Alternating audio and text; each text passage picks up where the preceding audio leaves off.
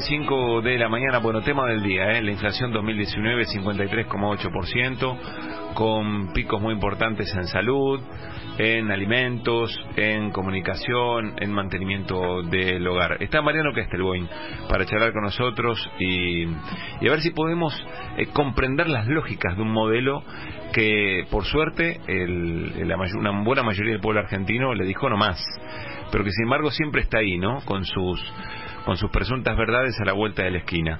Mariano, ¿cómo te va? Soy Pablo Caruso en la 990, programa que habitualmente conduce Cintia Ottaviano con todo el equipo. ¿Cómo andás?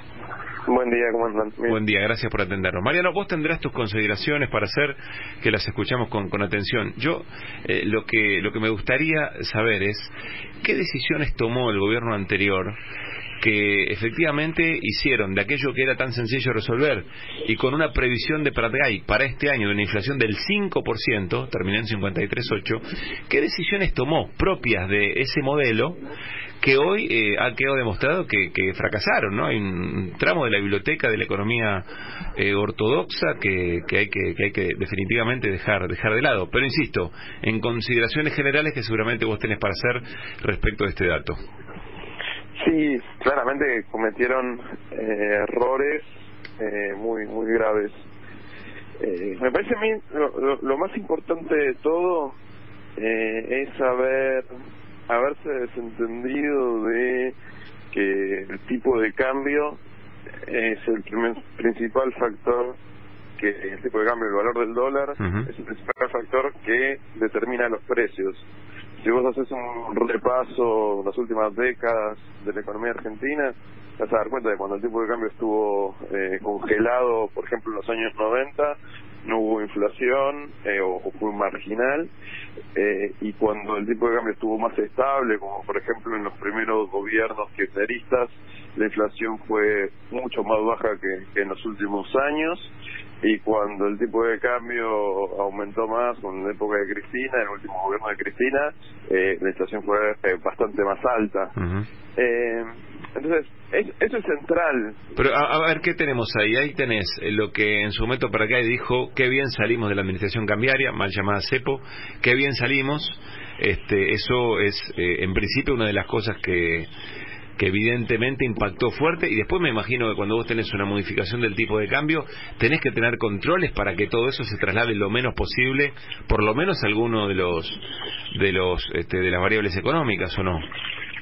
Sí, bueno, ese es un primer gran error.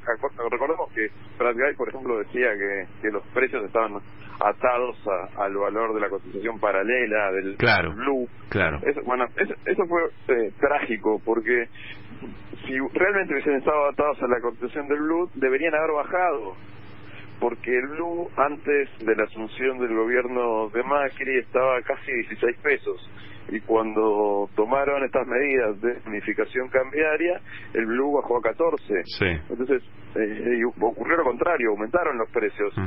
Y a pesar de que eso ocurrió, a los poquitos días, a mediados de enero de 2016, Pratgay salió con una conferencia de prensa diciendo que la inflación iba a estar entre el 20 y el 25%, bueno, todas las metas de inflación, que después en los años siguientes fueron confirmadas por Sturzenegger y también avaladas por Marcos Peña y Duhovne.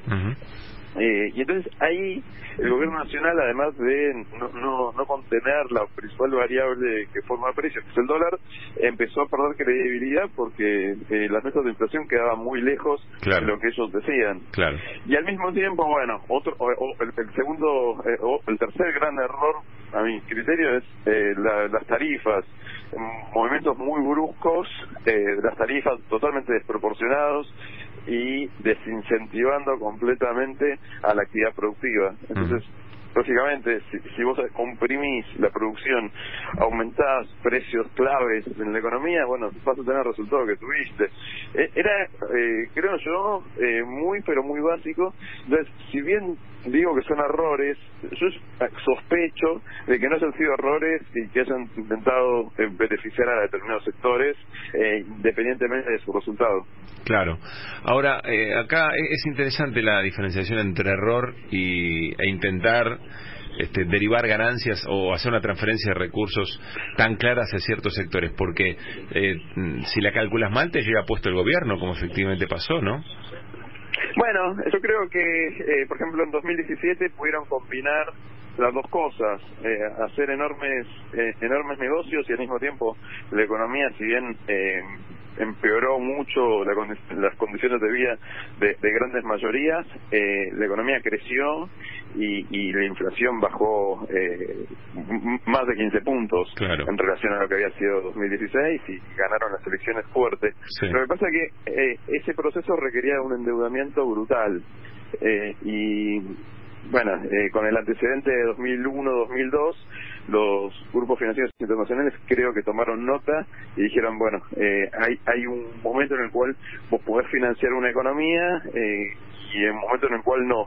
En ese momento, al principio del gobierno de Macri, había margen porque teníamos muy poca deuda y bueno, después de 2 años cumplidos de gobierno, ya en febrero de 2018, los mercados financieros le dijeron no, economía argentina, más allá de que Macri había ganado fuertemente las elecciones y eso provocó que se generara la devaluación y nuevamente disparadas de precios. Mariano, estamos charlando con Mariano Kestelboin, economista, nos está ayudando a entender un poquito las distintas cuestiones que están vinculadas a la generación de inflación. ¿Qué pasa con la desregulación de las exportaciones de alimentos, la eliminación de las retenciones, aquello de los precios de exportación? Bueno, va en el mismo sentido. Todas las políticas económicas que limitan la oferta en el mercado interno, sí, o sea, las retenciones lo que hacen es garantizar oferta en el mercado interno. Si vos achicás la oferta, es parte de más.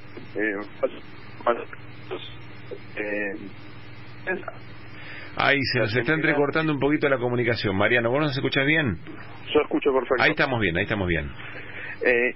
Las retenciones lo que aseguran que va a haber una oferta relativamente importante en el mercado interno para abastecer a la población.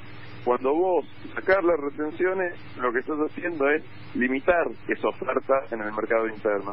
Entonces, esto es oferta y demanda. Cuando tenés menos oferta y igual demanda, la variable de ajuste son los precios.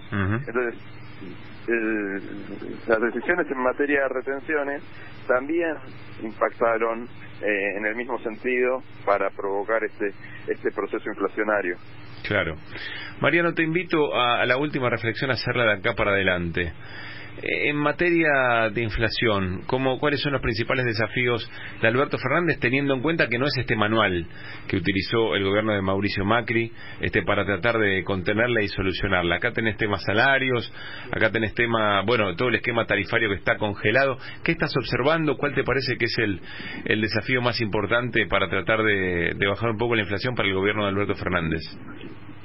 Bueno, creo que hoy lo más urgente, y también importante, es resolver el tema de la deuda. Hay compromisos financieros que no se van a poder asumir en estos próximos meses y entonces el gobierno tiene que conseguir que grandes acreedores internacionales le den el visto bueno voluntariamente a la reprogramación de pagos de deuda y quizás también quita de capital, que asuman que Argentina no puede pagar y que se den cuenta también que las tasas esas de interés que cobraban, eran producto de...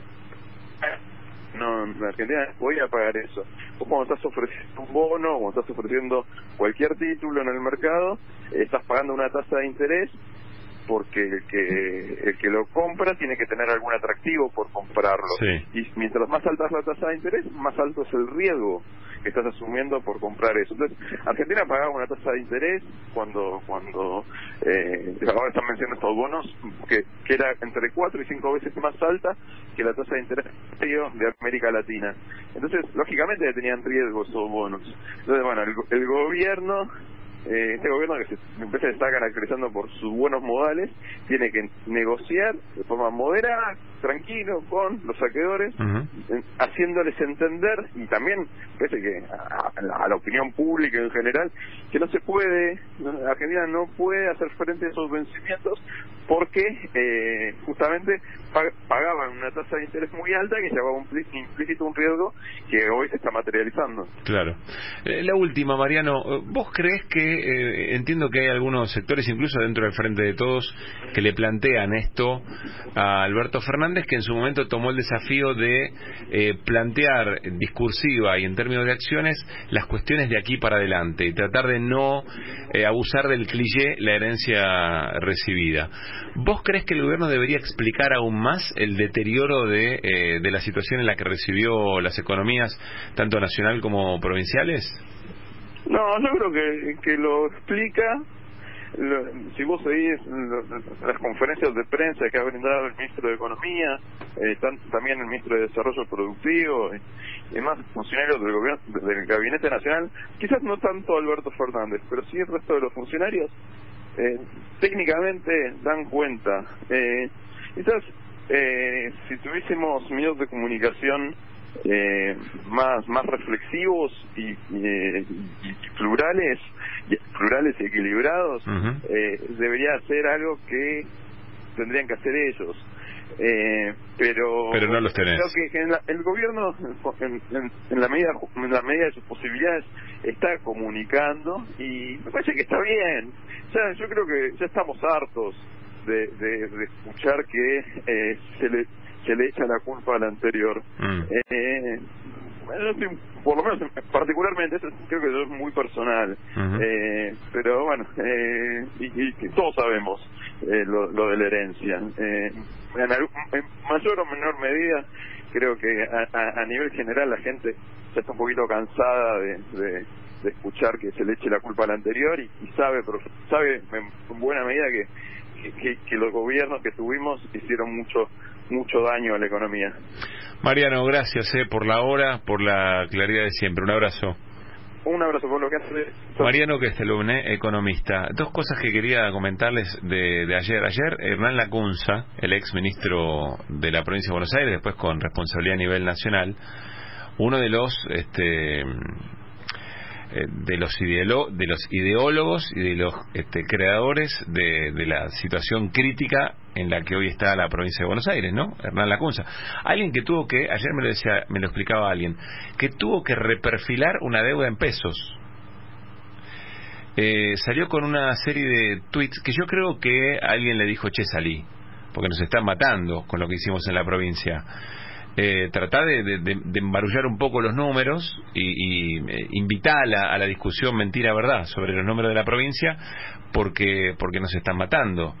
Y sale a decir que la provincia había dejado una situación mucho mejor de la que había recibido del gobierno de Daniel Scioli en términos de deuda, ¿no?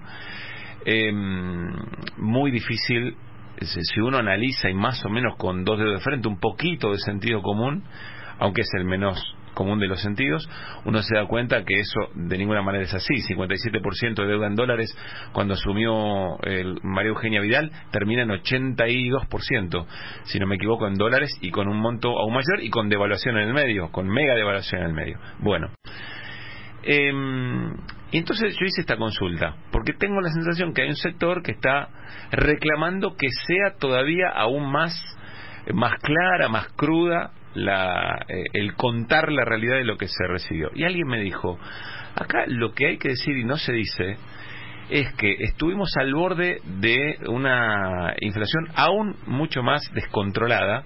Me dijeron de una hiper, al borde de una hiper, pero además se junta con la posibilidad de una crisis de deuda muy fuerte. Esas dos cosas juntas, dos cosas que hasta acá en la historia de la democracia recuperada en la Argentina se habían dado por separado, ¿no? La crisis de deuda del 2001 y la crisis inflacionaria del gobierno de Alfonsín, y que esas dos